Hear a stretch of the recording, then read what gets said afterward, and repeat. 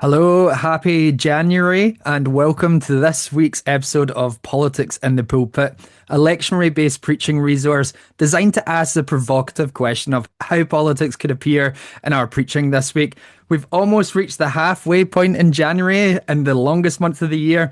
And my name's William Gibson, your new host for the first season of Politics in the Pulpit podcast for 2026. I'm glad to say that the Joint Public Issues team liked me enough last week to keep me on as your host for this season. But before we get started, I just wanted to say a massive thanks to our previous hosts, Stephen and Saado, who finished up last week. And if you're listening, Stephen, then all the best for 2026. And we're really grateful for your contributions to the Politics in the Pulpit podcast. But for today, we have Adam Aucock on. So welcome, Adam. It's lovely to have you with us. Great to be with you. So Adam's a new member of the JPIT team working as the Advocacy Coordinator within the Methodist Church from a Baptist background and has worked on advocating for policy change for several years, particularly focusing on the climate and environmental crises and their impacts on those living in poverty around the world. Through work in different organisations, including the International Development Agency Tearfund, Adam has campaigned for policy changes in spaces from local governments to global policy negotiations. We also have Thomas Niblett joining us from the JPIT team, and he is the JPIT intern for the Constituency Action Network. So, Adam, let's start with our favourite question.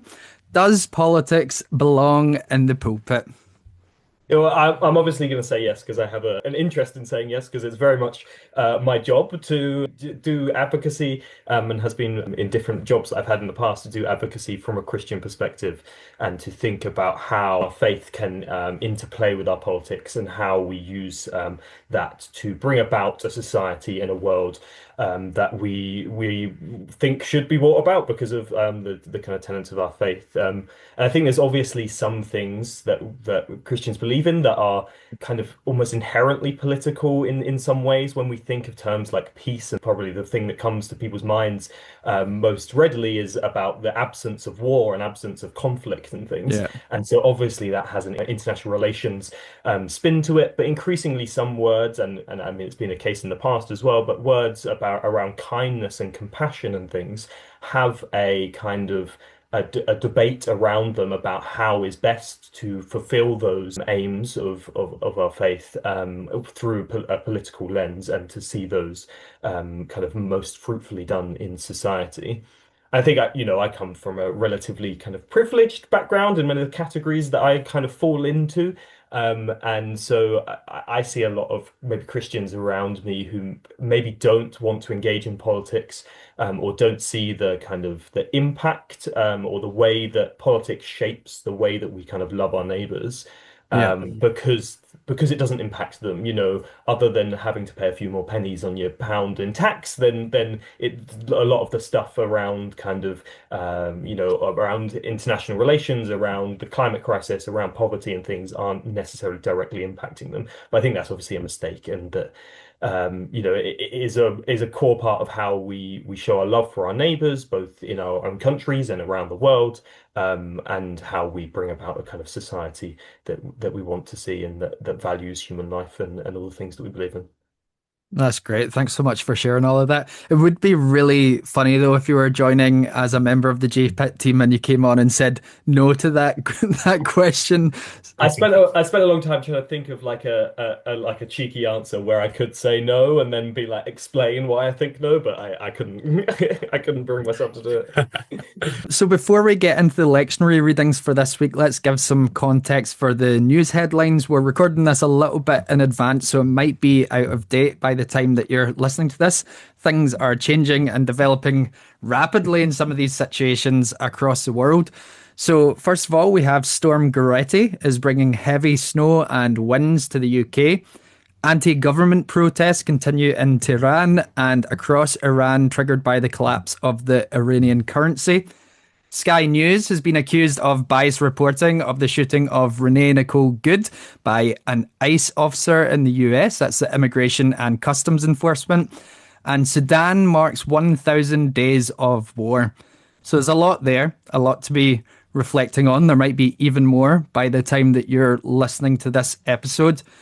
And our Bible readings from the lectionary this Sunday, the 18th of January, are Psalm chapter 40, verses 1 to 11, the Gospel of John, and that's chapter 1, verses 29 to 42, Isaiah chapter 49, verses 1 to 7, and First Corinthians chapter 1, verses 1 to 9.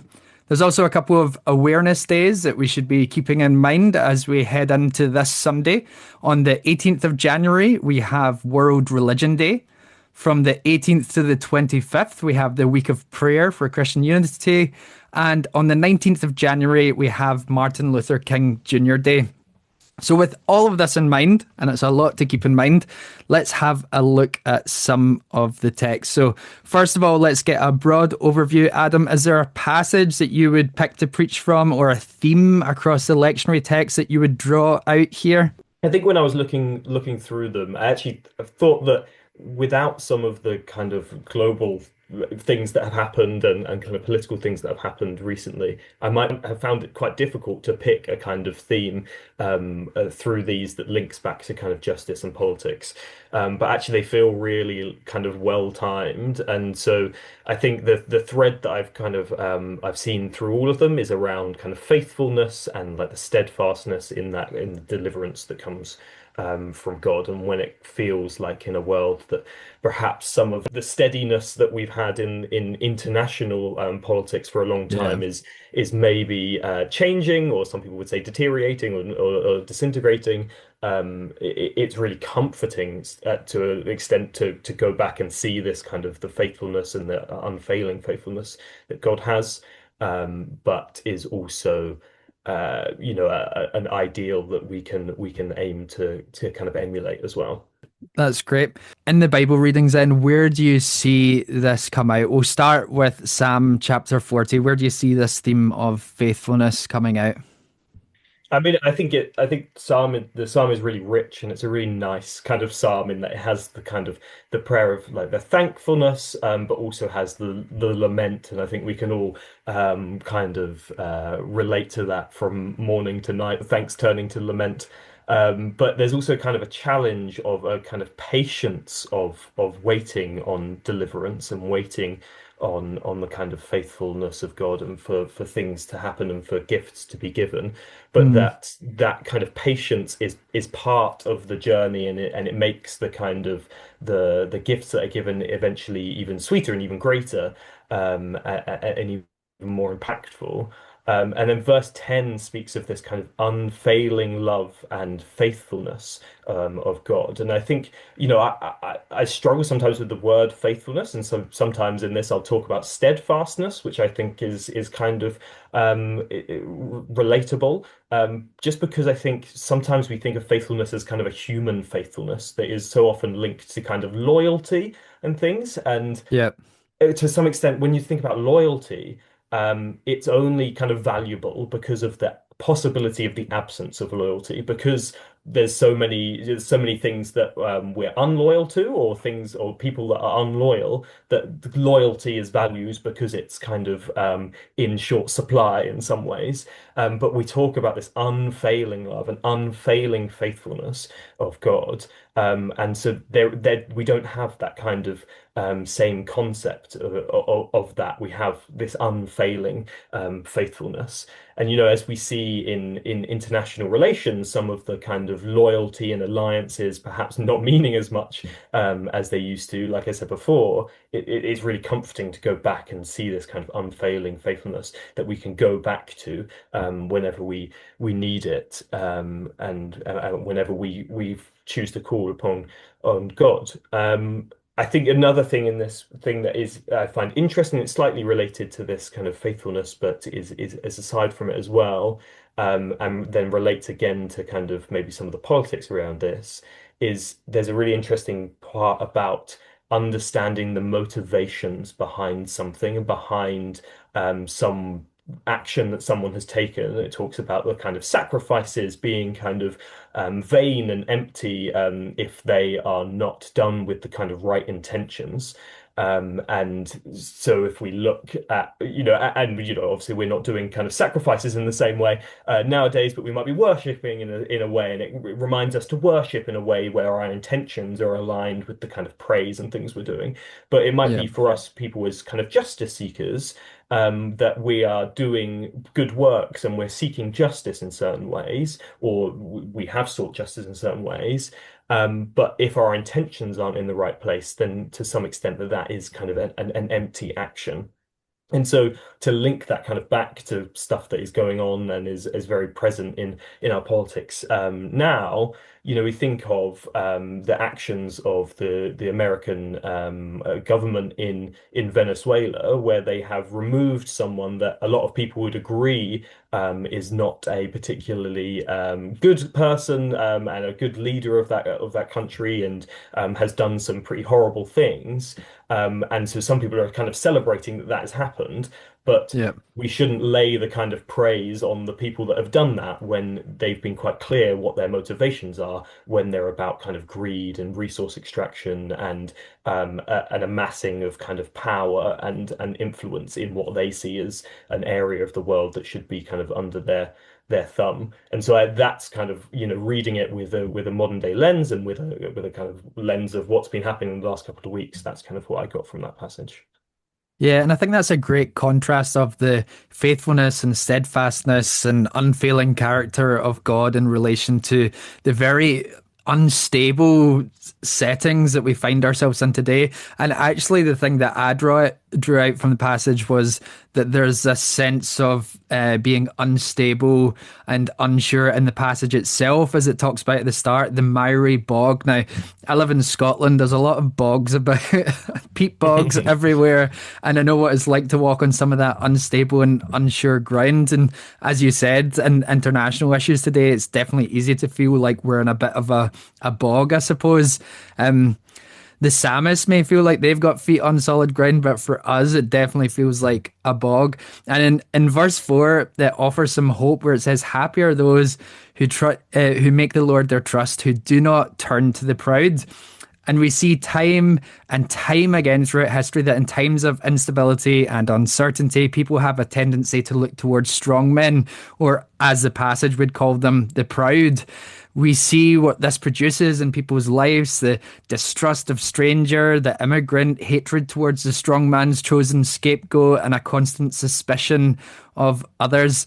And so we who trust in God aren't called to trust in the proud, but rather to seek out community, as the psalmist goes on to talk about the great congregation that he comes to see. And I suppose you could maybe bring in some of Martin Luther King Jr. Day here, talk about the civil rights movement, stuff like that. But Thomas, is there anything that you saw in this passage that you would want to draw out as well? Sure. Well, as you just mentioned, Martin Luther King, I think that links really nicely. I had a little look at Letters from a Birmingham Jail, maybe his most famous work, and I think particularly relevant to us, especially because it feels like we need prophets and Christian leaders now more than ever. There's a lovely quote from Letters from a Birmingham Jail. "We will win our freedom because the sacred heritage of our nation and the eternal will of God are embodied in our echoing demands." So I really like that, as we were talking about steadfastness and faithfulness, Adam, and the deliverance as the psalm is talking about. That tenacity, commitment, and confidence, I think, that our demands for justice are rooted across different aspects of our faith. So, this quote kind of talks about that sacred heritage. And I think looking to the tradition and history of the church and legacies of struggles for justice that you can see throughout the ages, whether it's the civil rights movement or going back to slavery or going back to something like the Las Casas debates a very long time ago, where the humanness of all was really considered in a radical display at the time. I think that is something I would see to draw on in confidence, that actually, we might feel instability, especially around Venezuela, around the Trump administration's actions in Greenland, in Iran. There's a real confluence, and it's only a week in as we're recording this Yeah. this year. And looking back to history is something that the Christian tradition it can really bring to movements of justice. We have a history, we have a legacy that's not always good, but often there is a lot to draw upon, and I think that's something we can spread to people who are not Christians, but who might be fellow justice seekers. That's one of the things I would really point to. So I think that's how I'd like to look at this psalm. I'd also really like verse 6, which I think you mentioned, William. Sacrifice and offering you do not desire, but you have given me an open ear. That we don't need to appease God necessarily, but we do need to listen. And when we feel scared and when we feel threatened and when we feel unstable, I don't think we're very good at stopping and listening. I think we tend to panic, or I do anyway. So I think our response to that listening is also in the psalm. It's in verse 3. He put a new song in my mouth, a song of praise to our God. Many will see and fear and put their trust in the Lord. So we worship and we praise. And I think we should be dynamic and kind of innovative and how we think that worship and praise looks like. And I think for JPIT, it looks like our justice work. It looks like public acts of witness and being strong and bold in the way that we proclaim faith and justice intertwined as a response to the current moment. It's a good psalm for this week. The lectionary always delivers something particularly good. Yeah, or particularly challenging as well. And to jump ahead a little bit in some of the readings, then we're going to go to the Gospel of John next, which is quite an interesting one to be talking about on a Politics in the Pulpit podcast, because I think a lot of the times that people look at the Gospel of John, it's maybe a bit harder to draw out some of the justice themes like you might be able to in Luke or Matthew, or even Mark, for example. So when we're looking at the Gospel of John here and the story of Jesus' baptism once again, where are you seeing these themes come to life? I think I would agree that it is trickier maybe to see, and in John in general, to see some of this stuff play out. There were a couple of things that really stood out to me in this passage. This idea of the Holy Spirit descending from heaven like a dove and finding its resting place on Jesus, and that being, I mean, if we think about doves today, other than soap, we talk about them in terms of a bird of peace and things, and so maybe that can connect us to international conflicts and things that are going on.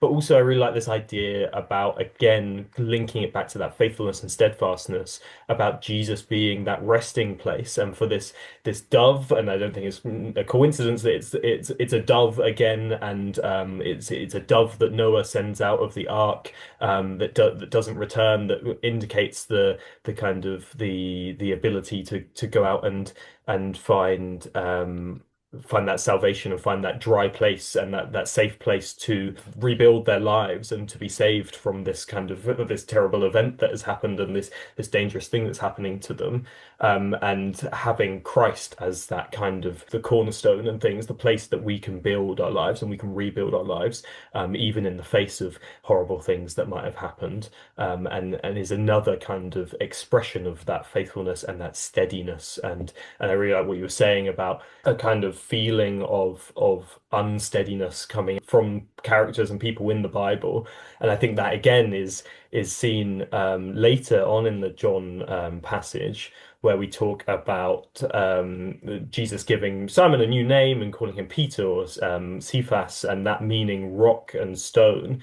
And there's this idea that this is perhaps Jesus prophetically giving him this name, because, in the gospel account, Peter isn't necessarily a rock or a stone. He turns away from Jesus and does all these things.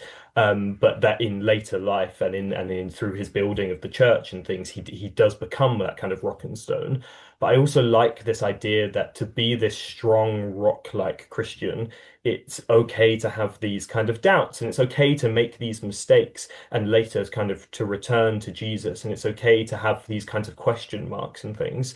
But Peter always kind of returns to Jesus with an understanding of God's faithfulness no matter what. And I think that's something we see in the Psalm, and later again when we talk about Isaiah, we'll see it again, of this kind of lamenting of this is really hard and I'm struggling today, but I believe that there is this kind of as it says in the Psalm, the unfailing faithfulness, that deliverance will come, and that it will be what God desires for me. So I think that's really another kind of strong point from that passage. Yeah, and I think there's also this sense of the expansiveness of that faithfulness in the passage of John. Like we had this same story in the Gospel of Matthew in last week's readings, but in Matthew it was more about fulfilling all righteousness. It was about a faithfulness to the people of ancient Israel. It was about the fulfillment of prophecy. Whereas this week we see, "Here is the Lamb of God who takes away the sin of the world." And just before that, in the epilogue in John, we've obviously got in the beginning was the Word, this sort of cosmic vision of who God is and God's faithfulness to the whole of humanity.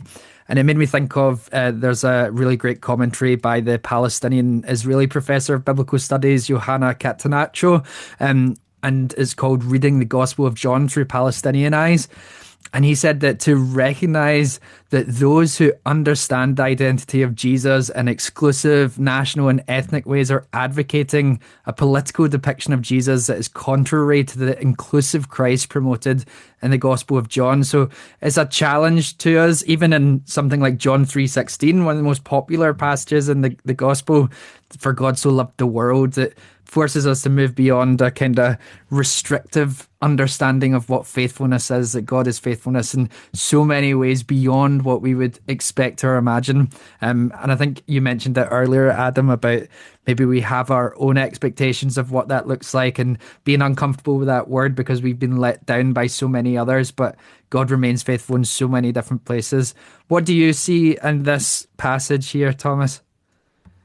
Yeah, I think I like in all the Gospels where Jesus is recruiting his disciples. I always think it's quite a visceral image that you can really imagine as a kind of encounter.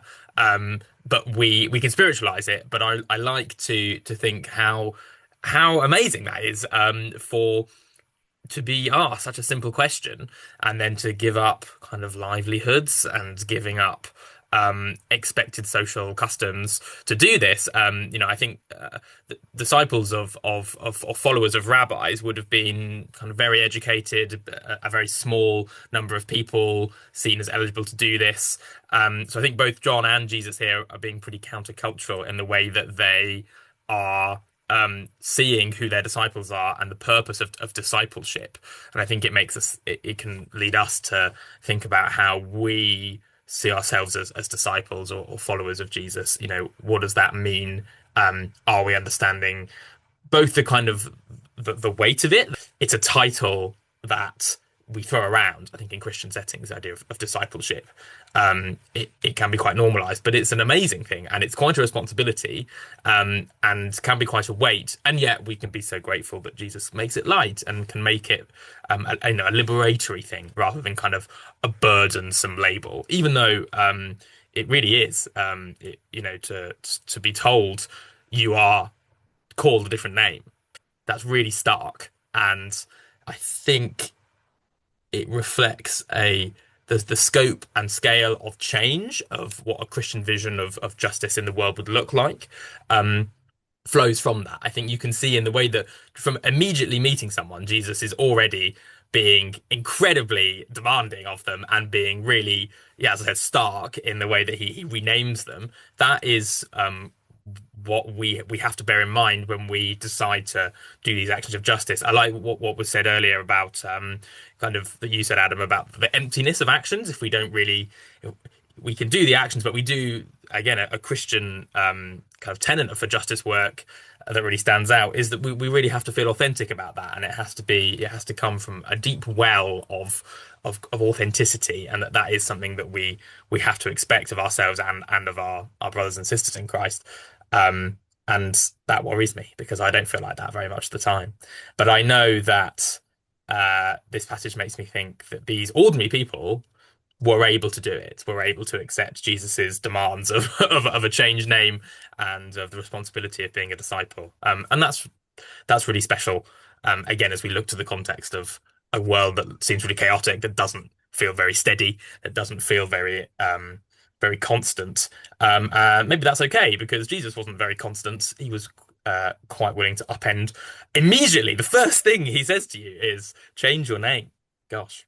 And I suppose similar to this passage, one of our other readings, the Isaiah reading, also has a link to the readings from last week. So where there's the same story of baptism here between Matthew's reading last week and John's this week, in Isaiah, we are now on to the second of the four servant songs in Isaiah, which is part of a broader concluding section of what scholars would call second Isaiah. And we see a couple of things here. Servant seems to have two functions, one about restoration and one about this theme of becoming a light to the nations. So I'd be really interested to hear your thoughts here, Adam, on, again, this theme of faithfulness coming through in the servant song of Isaiah. Yeah, I mean, we talk about the kind of being a light to the nations, and I can't remember exactly the wording of it, but it's like you'll do more. It would be too small to just restore Israel to me, that you need to, go out and spread the word to the Gentiles, and that this kind of faithfulness and deliverance is for everybody to the ends of the earth, which is obviously a really powerful invocation. When we talk about justice and we talk about, the acceptance and the inclusivity of God, that his love and his faithfulness is for all kind of people. I think again we talked a bit before about this kind of idea of unsteadiness and having these kind of frustrations, but while having that faith in God at the same time. And so the verse 4 really stood out to me, where it's this kind of, it's a prophetic reading of a song, of course, but it says, "I replied, but my work seems so useless. I've spent my strength for nothing and no purpose. Yet I leave it all in the Lord's hand. I will Mm. trust God for my reward." And I think that's like, particularly when we're talking about justice work, and particularly, in your introduction of me, what you spoke about, that I've worked in kind of international policy negotiations, and that can feel useless. That can feel like a lot of work that doesn't get very far, right? Yeah. And you can spend weeks talking, and these countries come together and spend weeks and weeks talking, only to not make a decision at the end of it, and then you have to go back next year and try and remake the decision. But that kind of, that the lament, the frustration, the very human frustration, that is given out here, of this feels so useless. I feel like I'm not making any headway, but I still have that kind of, and to some, sometimes it can seem to the world a kind of an irrational faith, that I kind of believe that there will be a fruit to this, there will be a reward for this. We'll have to be patient for that, like we saw in the Psalm. The other thing in here that I thought obviously was interesting, and if we're talking about kind of international relations and peace and things, is that we hear about, in my version it says, "He made my words of judgment as sharp as a sword." And so again, as we see kind of throughout the Bible, this idea of taking traditional kind of weaponry and changing that into something else. And so here it's the words that become like a sword. And so it's a to me it's a turn away from kind of physical violence, and Mhm. towards more discussion, and towards more talking about things. And I think we'll come onto this perhaps when we go into First Corinthians, but that maybe that links back to an idea of Christian unity, that we should do this in a kind of a way of words, and coming to like conversation and understanding with each other. And at times that can be really difficult, but that's kind of what we're called to do through this passage and through that verse in particular. Yeah, and I think it really speaks to this idea of God's faithfulness to the very end when it comes to justice. Like you said, it can be very frustrating to be in justice work and see these very small steps being taken. And when we think of restorative justice, it's like, okay, well, with everything that's been occurring in Gaza, there's a ceasefire, that's a step in a certain direction. But there's obviously still been violence occurring. And even if we think, oh, well, if only things could go back to the way things were before October the 7th, or before, for example, in Ukraine, the full scale Russian invasion in 2022, that's still not fully justice. And it seems to be calling us to a trust in God that his faithfulness will continue beyond that, to there actually being a vision of light, of fullness of life for people that have suffered injustice there. Thomas, have you got any thoughts on this? Yeah, well, I had a little look at the Week of Prayer for Christian Unity, which I think is a really nice thing that the World Council of Churches do, and is part of what I said before about the kind of traditions, that and how powerful that can be in our faith. But it made me think of it in the Isaiah. There's a couple of verses, right at the start. This is being addressed to the peoples from far away, the coastlands, and then there's kind of talking about being a light to the nations, or the idea of salvation to the end of the earth. There's a lot of language around expanse and Yeah. across geographies, and I had a look at the key verse that the Week of Prayer for Christian Unity, which is from the Armenian Apostolic Church this year, it's there is one body and one spirit, just as you were called to the one hope of your calling. Ephesians 4 verse 4. So that idea of that we have common commitment to core truths, and the Armenian Church is maybe the oldest in the world, or definitely one of the first century churches, and that its history, with lots of martyrs, with the traditions of its liturgy, that involves singing, the church has become one. So for a church that's so old, that's got such richness in its traditions, and that really thinks about its breadth. That's something that's really important to them, and that was really inspiring, I think, for us in as Western Christians as well, and especially in a time of crisis when we feel powerless, as we've been saying, it's really important to find that unity. I'm really proud that JPIT back in September contributed our denominational leaders to the Christian letter in response to the Unite the Kingdom rally, and that was a real show of British Christian unity. They were from across different theological perspectives, different church denominations. There were leaders that signed on to that, and I really pray that we will stay as denominations that united in May, when the next Unite the Kingdom rally is scheduled. So I think that's for me a really nice example that you see a lot in the Old Testament of already. We might think that the kind of universality of the Christian faith is a New Testament thing, but actually, when we look back, there's so much about being addressed to everyone, the people on the edges, and I think that's reflected in the history of the global church as well. So, jumping on then to our final reading for this week, we've got the 1 Corinthians passage. I'll go straight to you, Adam, here. What's your thoughts? Yeah, I'm actually going to take a diversion. Obviously faithfulness and God's faithfulness is talked about in here, but I think having read this and looking at the kind of the Week of Prayer for Christian Unity stuff, I think that this really speaks to that. This is a letter that Paul writes, where he has very significant disagreements with the church and how they're doing things. But this introduction is so trying to find the common ground. And when we talk to people about issues like this, and when we're trying to converse with people with very different theologies or political ideologies, or just beliefs in general, it's really important to find that kind of common ground first, so that you can relate to each other before you go into, and here's why I have a different understanding of something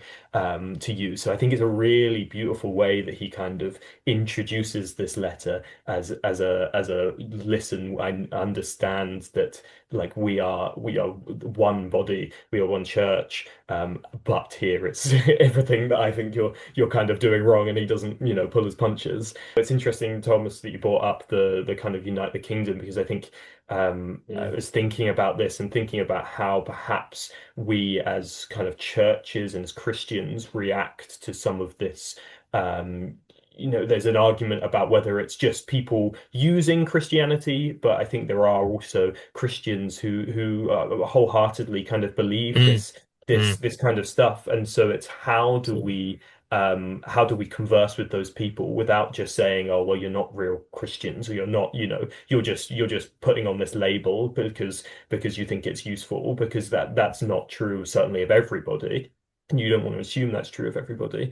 And so coming to it from this place of, look, we believe there is so much we believe. When I was reading around this, there was this good story about, you can agree on 12 things in Christianity, and then the 13th thing that you disagree on, you'll call each other heretics, and you'll say that you're not real Christians, and that, there's so many things like that if there's a slight disagreement, then you have to like split and be completely different and not worship together.